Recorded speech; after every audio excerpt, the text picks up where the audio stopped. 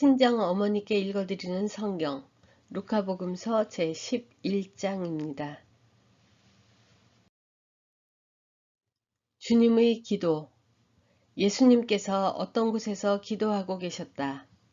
그분께서 기도를 마치시자 제자들 가운데 어떤 사람이 주님, 요한이 자기 제자들에게 가르쳐 준 것처럼 저희에게도 기도하는 것을 가르쳐 주십시오 하고 말하였다. 예수님께서 그들에게 이르셨다. 너희는 기도할 때 이렇게 하여라. 아버지, 아버지의 이름을 거룩히 드러내시며 아버지의 나라가 오게 하소서.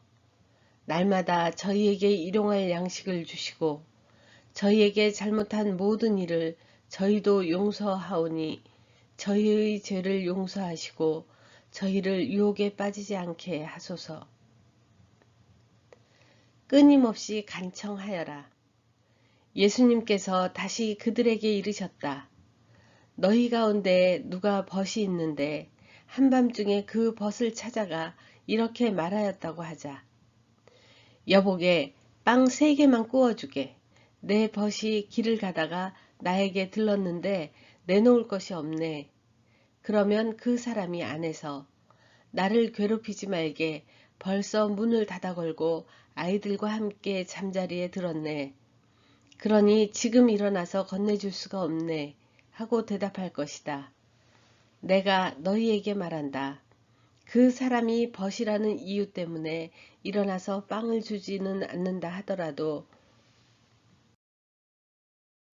그가 줄곧 졸라대면 마침내 일어나서 그에게 필요한 만큼 다 줄 것이다. 청하여라. 찾아라. 문을 두드려라. 내가 너희에게 말한다. 청하여라. 너희에게 주실 것이다. 찾아라. 너희가 얻을 것이다. 문을 두드려라. 너희에게 열릴 것이다. 누구든지 청하는 이는 받고 찾는 이는 얻고 문을 두드리는 이에게는 열릴 것이다. 너희 가운데 어느 아버지가 아들이 생선을 청하는데 생선 대신에 뱀을 주겠느냐? 달걀을 청하는데 전갈을 주겠느냐? 너희가 악해도 자녀들에게는 좋은 것을 줄 줄 알거든. 하늘에 계신 아버지께서야 당신께 청하는 이들에게 성령을 얼마나 더 잘 주시겠느냐. 예수님과 베엘제불. 예수님께서 벙어리 마귀를 쫓아내셨는데 마귀가 나가자 말을 못하는 이가 말을 하게 되었다. 그러자 군중이 놀라워하였다. 그러나 그들 가운데 몇 사람은 저자는 마귀 우두머리 베엘제불의 힘을 빌려 마귀들을 쫓아낸다 하고 말하였다. 다른 사람들은 예수님을 시험하느라고 하늘에서 내려오는 표징을 그분께 요구하기도 하였다. 예수님께서는 그들의 생각을 아시고 이렇게 말씀하셨다. 어느 나라든지 서로 갈라서면 망하고 집들도 무너진다. 사탄도 서로 갈라서면 그의 나라가 어떻게 버티어내겠느냐. 그런데도 너희는 내가 베엘제불의 힘을 빌려 마귀들을 쫓아낸다고 말한다. 내가 만일 베엘제불의 힘을 빌려 마귀들을 쫓아낸다면 너희의 아들들은 누구의 힘을 빌려 마귀들을 쫓아낸다는 말이냐. 그러니 바로 그들이 너희의 재판관이 될 것이다. 그러나 내가 하느님의 손가락으로 마귀들을 쫓아내는 것이면 하느님의 나라가 이미 너희에게 와 있는 것이다. 힘센 자가 완전히 무장하고 자기 저택을 지키면 그의 재산은 안전하다. 그러나 더 힘센 자가 덤벼들어 그를 이기면 그 자는 그가 의지하던 무장을 빼앗고 저희끼리 전리품을 나눈다. 내 편에 서지 않는 자는 나를 반대하는 자고 나와 함께 모아들이지 않는 자는 흩어버리는 자다. 되돌아오는 악령. 더러운 영이 사람에게서 나가면 쉴 때를 찾아 물 없는 곳을 돌아다니지만 찾지 못한다. 그때 그는 내가 나온 집으로 돌아가야지 하고 말한다.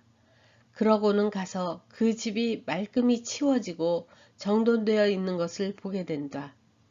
그러면 다시 나와 자기보다 더 악한 영 7을 데리고 그 집에 들어가 자리를 잡는다. 그리하여 그 사람의 끝이 처음보다 더 나빠진다.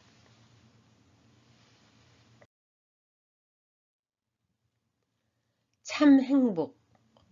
예수님께서 이 말씀을 하고 계실 때에 군중 속에서 어떤 여자가 목소리를 높여 선생님을 배웠던 모태와 선생님께 젖을 먹인 가슴은 행복합니다 하고 예수님께 말하였다. 그러자 예수님께서 이르셨다. 하느님의 말씀을 듣고 지키는 이들이 오히려 행복하다. 요나의 표징. 군중이 점점 더 모여들자 예수님께서 말씀하기 시작하셨다. 이 세대는 악한 세대다. 이 세대가 표징을 요구하지만 요나 예언자의 표징밖에는 어떠한 표징도 받지 못할 것이다. 요나가 니네베 사람들에게 표징이 된 것처럼 사람의 아들도 이 세대의 사람들에게 그러할 것이다. 심판 때에 남방 여왕이 이 세대 사람들과 함께 되살아나 이 세대 사람들을 단죄할 것이다. 그 여왕이 솔로몬의 지혜를 들으려고 땅끝에서 왔기 때문이다. 그러나 보라, 솔로몬보다 더 큰 이가 여기에 있다. 눈은 몸의 등불. 아무도 등불을 켜서 숨겨두거나 함지 속에 놓지 않는다. 등경 위에 놓아 들어오는 이들이 빛을 보게 한다. 내 눈은 내 몸의 등불이다. 내 눈이 맑을 때에는 온 몸도 환하고 성하지 못할 때에는 몸도 어둡다. 그러니 내 안에 있는 빛이 어둠이 아닌지 살펴보아라. 너희 온몸이 환하여 어두운 데가 없으면 등불이 그 밝은 빛으로 너를 비출 때처럼 내 몸이 온통 환할 것이다. 바리사이들과 율법 교사들을 꾸짖으시다. 예수님께서 다 말씀하시자 어떤 바리사이가 자기 집에서 식사하자고 그분을 초대하였다. 그리하여 예수님께서 그 집에 들어가시어 자리에 앉으셨다. 그런데 그 바리사이는 예수님께서 식사 전에 먼저 손을 씻지 않으시는 것을 보고 놀랐다. 그러자 주님께서 그에게 이르셨다.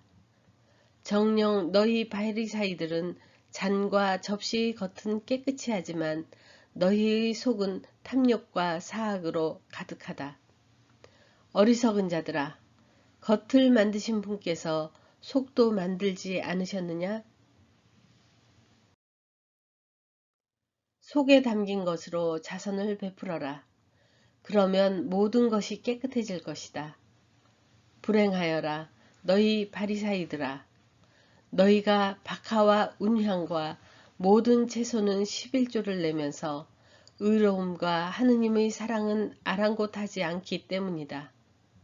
그러한 11조도 소홀히 해서는 안 되지만 바로 이러한 것들을 실천해야 한다. 불행하여라 너희 바리사이들아. 너희가 회당에서는 윗자리를 좋아하고 장터에서는 인사받기를 좋아하기 때문이다. 너희는 불행하여라. 너희가 드러나지 않는 무덤과 같기 때문이다. 사람들이 그 위를 밟고 다니면서도 무덤인 줄을 알지 못한다. 율법 교사 가운데 어떤 사람이 예수님께 스승님, 그렇게 말씀하시면 저희까지 모욕하시는 것입니다. 하고 말하였다. 그러자 예수님께서 이르셨다. 너희 율법 교사들도 불행하여라. 너희가 힘겨운 짐을 사람들에게 지워놓고 너희 자신들은 그 짐에 손가락 하나 대려고 하지 않기 때문이다. 너희는 불행하여라. 바로 너희 조상들이 죽인 예언자들의 무덤을 너희가 만들기 때문이다. 이렇게 너희 조상들은 예언자들을 죽이고 너희는 그들의 무덤을 만들고 있으니 조상들이 저지른 소행을 너희가 증언하고 또 동조하는 것이다. 그래서 하느님의 지혜도 내가 예언자들과 사도들을 그들에게 보낼 터인데 그들은 이들 가운데에서 더러는 죽이고 더러는 박해할 것이다 하고 말씀하셨다. 그러니 세상 창조 이래 쏟아진 모든 예언자의 피에 대한 책임을 이 세대가 져야 할 것이다. 아벨의 피부터 제단과 성소 사이에서 죽어간 스가랴의 피에 이르기까지 그렇게 해야 할 것이다. 그렇다. 내가 너희에게 말한다. 이 세대가 그 책임을 져야 할 것이다. 불행하여라 너희 율법 교사들아. 너희가 지식의 열쇠를 치워버리고서 너희 자신들도 들어가지 않고 또 들어가려는 이들도 막아버렸기 때문이다. 예수님께서 그 집을 나오시자 율법 학자들과 바리사이들은 독한 앙심을 품고 많은 질문으로 그분을 몰아대기 시작하였다. 예수님의 입에서 나오는 말씀으로 그분을 올가매려고 노렸던 것이다.